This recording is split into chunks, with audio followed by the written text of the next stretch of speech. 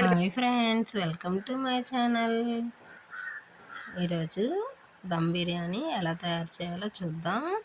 అది హోటల్లో తయారు చేసేలాగనమాట. అందుకు ముందుగా పొయ్యి ముట్టించుకొని ఒక కడాయి పెట్టాలి.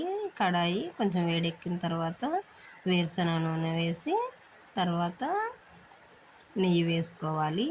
అది కొంచెం కాగుతూ ఉండేలోపు గరం మసాలాలన్నీ తెచ్చుకోవాలి.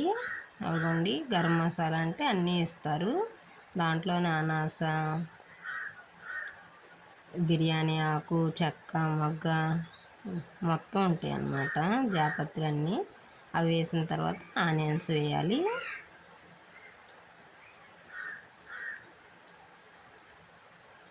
తర్వాత పచ్చిమిర్చి కూడా వేయాలి.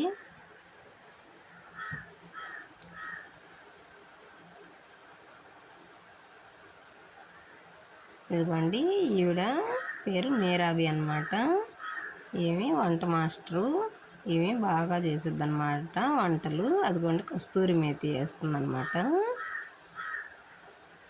ఇప్పుడు అల్లం వెల్లుల్లి పేస్టు వేసి కొంచెం మసాలా పచ్చివాసన పోయే వరకు వేగించుకోవాలి. మనమేమో ఒక వంట చేయాలంటే ఒబ్బా అనుకుంటాం. వీళ్ళకి ఏంటంటే బాగా ఎక్స్పీరియన్స్ కాబట్టి 3 నిమిషాల్లోనే చేసేస్తున్నారు. అదిగోండి, తరిగిన టమోటా ముక్కలు, తర్వాత పుదీనా, కొత్తిమీర,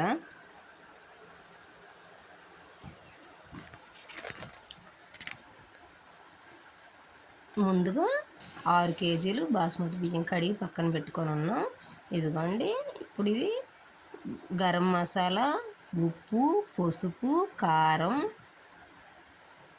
ధనియాల పొడి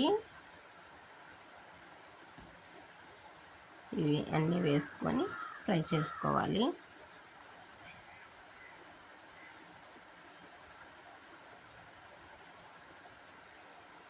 ఆరు కేజీలు బాస్మతి బియ్యానికి మనం దేంతో గొలుసుకుంటామో దాంతో 1.5 నీళ్ళు పోస్తే సరిపోద్ది అనమాట. ఇవిగోండి, ఇవి పాల ప్యాకెట్లు 2. ఇవి నార్మల్ పాల ప్యాకెట్లు అనమాట, 2 అర-లీటర్లు.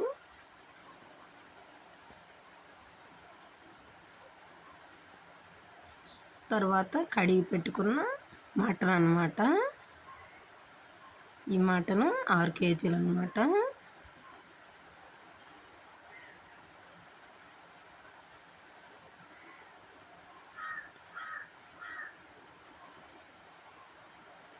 ఈ వంట మాస్టర్ది ఒంగోలు అనమాట.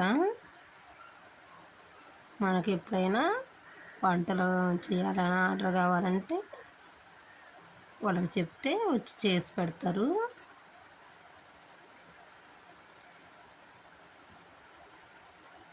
వాళ్ళకైతే బాగా ఇది గెంటెలతో కలిపి పెడుతున్నారు. నాకైతే అస్సలు తిరగలేదు అనమాట.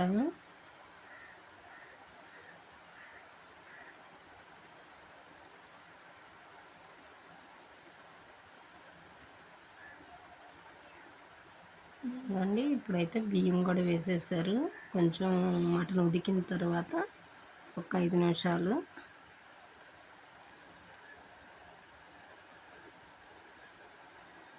వేసి, అంటే కొంచెం ఉడికిన తర్వాత అంటే కలిపెట్టామంటే బియ్యం ఇరుగుతాయి అన్నమాట. అందుకని ఇప్పుడు ముందుగానే కొంచెం కలిపెడితే మసాలాలంతా కొంచెం బాగా పట్టిద్ది.